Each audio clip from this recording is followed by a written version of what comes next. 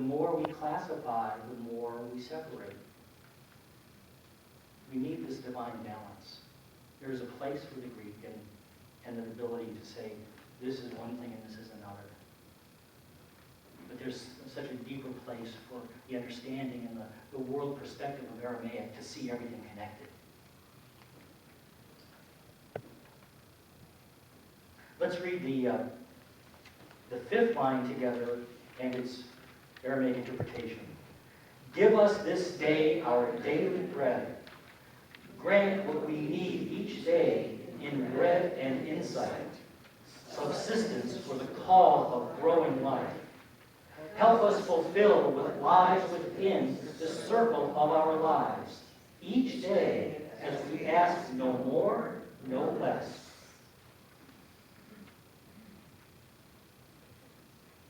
You'll see the word lakma there. Say it with me. Lakma. Lakma in Aramaic represents both bread and inner understanding. Bread and understanding. So the meaning of this line, give us this day our daily bread, is give us the inner food, the understanding that we need to accomplish our purpose this day. Give us what we need now, this day. It is not a prayer for laying up provisions for a long, hard winter or guaranteeing safe passage through the months and years and decades of life. It is about right now, here, today. It is one of the key principles in every 12-step program there is, right? Take it one day at a time. Live one day at a time. No man, woman, nor beast has ever lived any other way other than one day at a time. So this is a prayer to say, allow me to realize within myself what I need for this day, here and now. How would our lives be transformed? How would your life be transformed if your prayer at every moment was simply what you needed in that moment? And you were not concerned about what Congress would do in the next 24 to 48 hours. You were not concerned of what your job might be a year from now, or where you'd be living, or with whom you're living, or not living. But right now, that's the focus of this statement. Ask for what you need right now, with this breath. With this breath. Take a breath. Who doesn't have what they need right now? Well, that's tough. Yeah, who's going to raise his light bulb?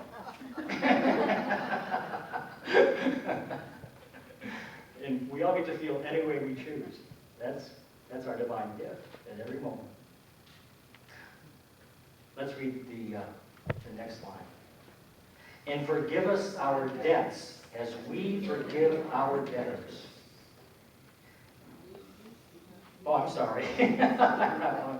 Loose the cords of mistakes binding us as we release the strands we hold of others' guilt. Forgive our hidden past, the secret shames, as we consistently forgive what others hide. That's supposed to be hide. Not what they hid. Well, maybe they did hit it. Look at that again. Forgive our hidden past, the secret shames, as we consistently forgive what others hide. This has got nothing to do, of course, with monetary debt. This has to do with the debt that we put upon ourselves. Any time that we shame ourselves because we feel we were wrong. Any time that we blame another because we believe someone else was wrong. This is the debt that this speaks to. The debt of not looking more deeply within ourselves to see what we can forgive. Whenever somebody is bothering me, something is likely bothering them. Only they're hiding it. They're hiding it behind, they're outpicturing in my face. Now, I'm not saying that there's something not going on in me that may be contributing to it. There may well be. Or not. But whenever anybody is bothering me, I know if I take just a moment to think about what's going on in them, something is frightening them, scaring them, making them uncomfortable. And if I am to move closer to them, if I am to feel more connected to them, I must be the one to see past. Why me? Why you? Why do you have to? Really? I mean, because you're doing fine, right? I mean, you're not bothering anybody. You're not getting anybody's face. Why do you have to do it? Well, who the hell else is there? Is there anybody else? Is anybody else being bothered? See, if you're being bothered, you have God's work to do. You have God's work to do. And forgive us our debts as we forgive our debtors. The next line, please join me. And lead us not into temptation, but deliver us from evil. Don't let us enter forgetfulness through the temptation of false appearances, only to be tossed like a flag in the wind. But break the hold of unrightness, the inner stagnation that prevents good fruit, the germination of all potential. Doesn't the Aramaic translation sound a lot different than the English? It does. The word, when the Greeks translated this, they translated it as deliver us from evil. The word bisha means evil. However, in the Hebraic and Aramaic sense, evil is inappropriate action, or that within us that is yet unripe, not yet ready to act. There's more growth to do. There's more to understand. There's more love and compassion and wisdom to be gleaned before we act. Have you ever acted before you thought? Good, I'm glad that nobody here is done that.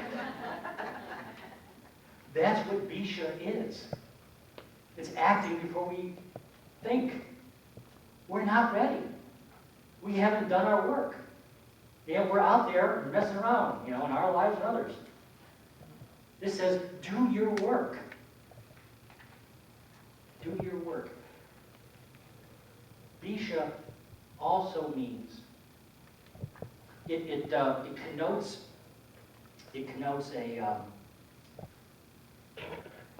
a flag that is fluttering in the wind, that is vacillating back and forth,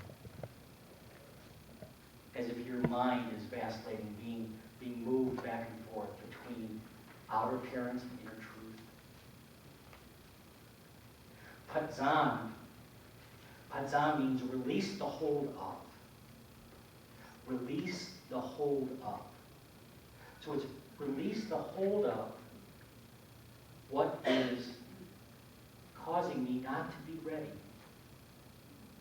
When the Aramaic listener heard, lead us not into temptation, but deliver us from evil, what they heard was this: release the hold of the beliefs and feelings within me that are keeping me from my true path, from my authentic expression.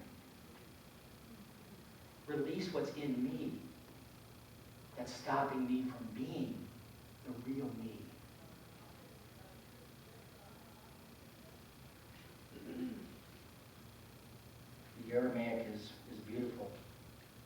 Elapazan Misha.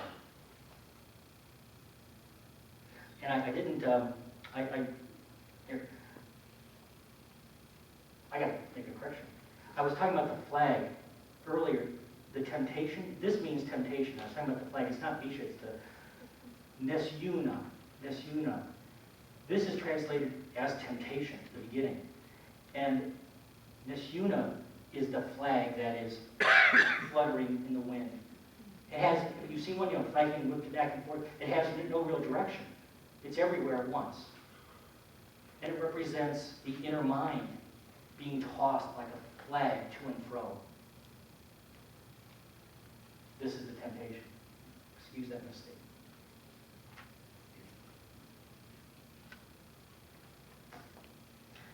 And then the last line, for thine is the kingdom and the power and the glory forever. Amen. I can't tell you how many times I've heard kids, you get to this point in the prayer, for thine is the kingdom, the power, and the glory forever. Amen. It's a speed race. Like it's an afterthought or an unnecessary appendage. I've heard adults do this too. In some Sunday services. I mean, we don't say the Lord's Prayer very often. I have been in services and other spiritual communities where they get to the end and they just whip through that. It's not an afterthought. Now, there are a number of scholars that there's a debate that's gone on for probably hundreds of years as to whether or not this line was the actual closing for this prayer. Some think that it was added later, that Jesus didn't say this. However, if Jesus didn't close this prayer like this, he closed it with something very similar, because it was the tradition of the closing of every Aramaic prayer to close with a line that summarizes everything that has been prayed, everything that's been affirmed. And this does. For thine is the kingdom. It points to the one source, God, and the power, the animating force that moves the universe and allows manifestation. And the glory forever. The glory is the beauty we see in each other's eyes, the love that we feel in one another's hearts. That's the glory in manifest life.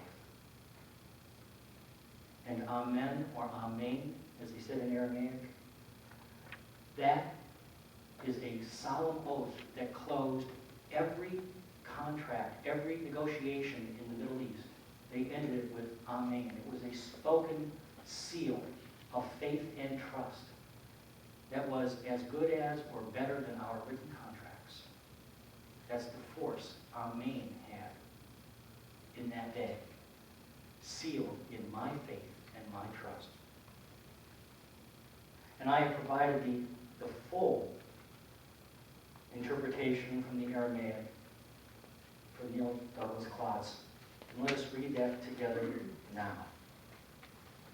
From you is born all ruling will, the power of life to do, the song that beautifies all. From age to age it renews. To you belongs each fertile function, ideals, energy, glorious harmony during every cosmic cycle. Out of you, the queen and kingship, ruling principles, the I can of the cosmos. Out of you, the vital force, producing and sustaining all life, every virtue. Out of you, the astonishing fire, the birthing glory, returning light and sound to the cosmos. Again and again, from each universal gathering of creatures, nations, planets, time and space to the next. Truly, power to these statements, may they be the ground from which all my actions grow, sealed in trust and faith. Amen.